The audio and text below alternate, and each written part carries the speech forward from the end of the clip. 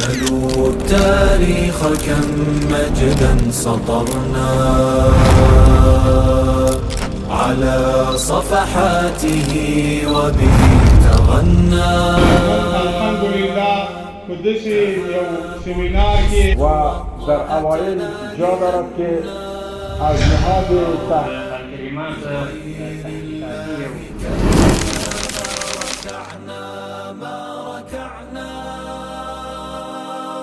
په مذهبي اختلافاتو کې یو وخت په بغداد کې د بغداد په دې چوکونو کې به علما خپل کې مناظرې کولې. یو طرف د حنفي مذهب عالم به ناستو، بل طرف د شافعي مذهب عالم ناستو، بل طرف ته د حنبلي او بل طرف د مالکي. بس په دې به مناظره وه چې لاسونه دا په سینه باندې کېږدم که لاسونه د نامونه لاندې کېږدم. په دې باندې بحث او مناقشه به د علماو روانه وه چې کله سړی تکبیر اولا کې لاسونه تر اوږو پورته کړي، که تر اوږې پورته کړي او که تر سینې پورته کړي. ځینې په دې امت کې داسې پوه او قرآن دې خلک ول دې علماو ته بیا خبره کوله چې او علماو دا وخت دې نه نه چې موږ د دین په فرعي مسایلو کې اختلاف وکړو او یو د بل ګریوان ته لاس ور واچو او د بازار په دې چوکو کې مناظرې وکړو.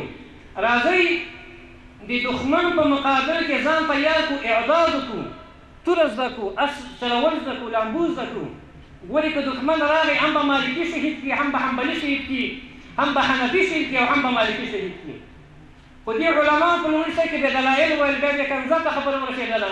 د مناظرې په پای کې به موږ ته ګریوان شول او د حنفي سر به ماتو، د حنبلي سر به ماتو، د مالکي سر به ماتو، ټول به ما سره کورو ته روان ول. هماغه و چې په 1 صدۍ کې تاتار حمله وکړله په مسلمانانو باندې او په عراق کې بغداد کې چې دا کوم مناظرین وو او دا کوم مذاهب علما چې دا یو مخې ټول په شهادت باندې ورسول. دا د مذهبي اختلافاتو هغه ثمره وه چې په بغداد کې موږ عباسي خلافت دا له لاسه ورکړ د دې اختلافاتو له وجې نه. وبه تغنى تهاب الأسد وطأتنا لأننا لغير الله كلا